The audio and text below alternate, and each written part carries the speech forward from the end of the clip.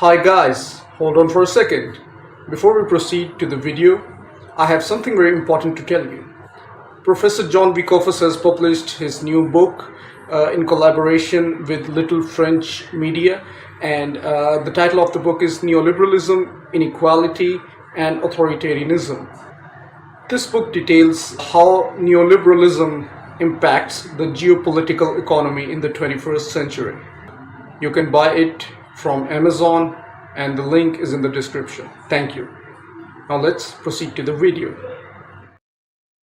Hello, everyone. Welcome.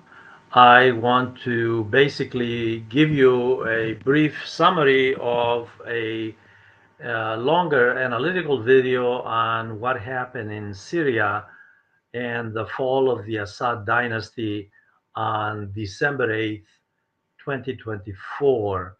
A dynasty that started in 1970 with the father, and 54 years later, it collapsed. On the surface, it seemed like it was a civil war and that the jihadist group Tahrir al-Sham, led by Abu Muhammad Jolani, which is the name of the revolutionary, not his actual name, but the name he gave himself as the rebel and the de facto leader, new leader of the Syrian government, seemed to be a remarkable, magical takeover of the government. Uh, Assad and his family and a few others fled to Moscow. Moscow facilitated the process after securing that its naval and air base will not be touched by the new regime in Syria. Iran did not lift a finger. The question, of course, in all of this is, was this a revolution? Was this a civil war?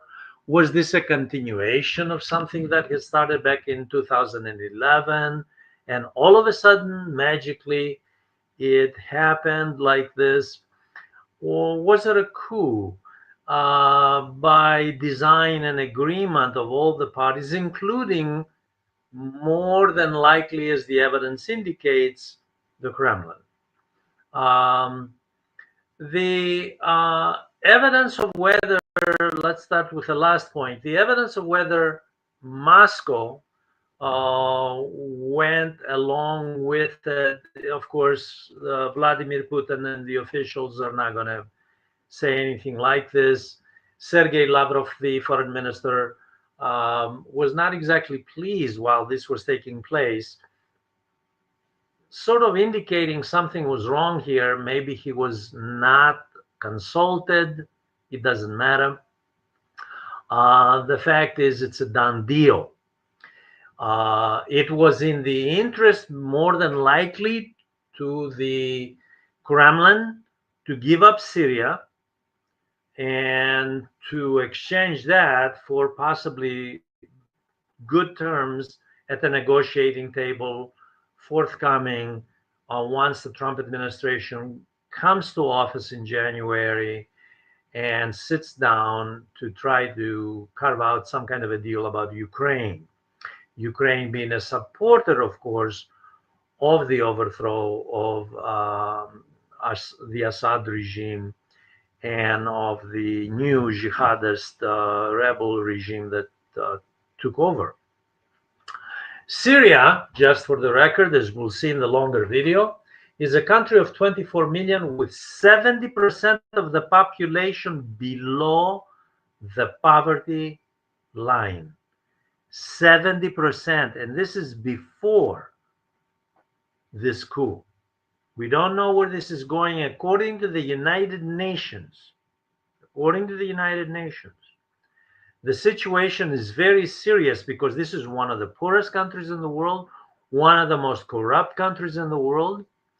The Assad dynasty was not exactly a Norwegian democracy. It's well known. There was corruption, there was repression.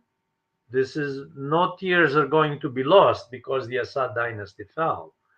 The question is, Why did it fall? Did it fall because, as the Western media implies, there was a desire on the part of Israel, the Gulf states, Turkey, and the West to get rid of Assad and put something in place that's more Western-like, more democratic, etc., etc. And you have Jolani, the incoming de facto leader, promising, of course, we will get along with our Arab, meaning the Gulf states, of course, the conservative Gulf states.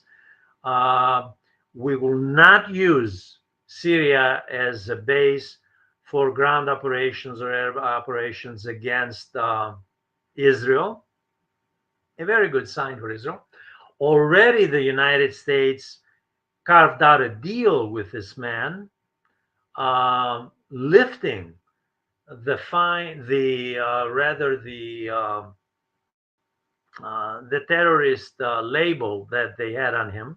Let's remember that this organization that Jolani had headed, which is now going to be dissolved, and those troops are going to be absorbed in the defense ministry, by the way, that was part of Al Qaeda. Al Nusra was the Syrian um, regional, or rather national, network of Al Qaeda inside Syria. This is the organization behind which Turkey, Gulf states, especially Qatar, which financed part of this, Saudi Arabia, Israel, the United States, all got behind to put into power and replace Assad. Definitely corrupt, yes, definitely someone that was hardly a Jeffersonian Democrat. However, the regime replacing this individual is not, by any stretch of the imagination, anything resembling a secular democracy. Now, the issues that are discussed in the longer video are geopolitical motives on the part of regional players, from the Gulf states to Iran to Israel, as well as international players like Russia and the United States, combined with geoeconomic interests. Let us remember that all of this started during the Arab Spring in 2011, when Iran, Iraq, and Syria were in the embryonic stage of putting together a proposal for a gas pipeline that was not in the interest of Qatar, that was not in the interest of the Gulf states, not in the interest of Turkey, okay? And that pipeline, the energy issue here, was one of the issues at the core of getting rid of Assad. Not just the fact that Assad was pro-Iranian geopolitically, but also because of the extensive geoeconomic converging interests between Iran and Syria. That was important. Let us remember also that Turkey, with vast ambitions to become the regional country major player in gas pipeline distribution, needed Syria, needed Syrian cooperation, and it will get it now, besides securing, of course, multi-billion dollars reconstruction contracts estimated between 300 and 600 billion dollars. So we're talking about enormous amounts of money. Turkey had already had an insight into Syria. It had already been there, initially playing the front state role on behalf of the Saudis and the Qataris in undermining Assad and then siding with Russia and Iran. And now, again, in 2024, finding itself coordinating the very rapid overthrow of the Assad regime and the installation of the Sunni jihadist government that's coming in, that is promising to be pro-Gulf state, not to antagonize Israel, anti-Iran, pro-Western. So this is what we have. We have geopolitical and geoeconomic goals of the new jihadist regime that are pro-Gulf state, pro-Israel, pro-Western, converging. And that's why this regime is in power. Not to deliver democracy. Syria is a multi-ethnic, multi-religious country. Now, the new government has promised, and it has made symbolic gestures, has promised and has made symbolic gestures, even met with some of the leaders. Julani has met with some of the leaders, minority leaders, and promised to be receptive to all Syrians. Let me remind everyone, this is a country of 24 million. 70%, 15 million are below poverty line. And the UN is warning about a catastrophe unless massive aid is sent into Syria. I invite all of you to watch the longer analytical video.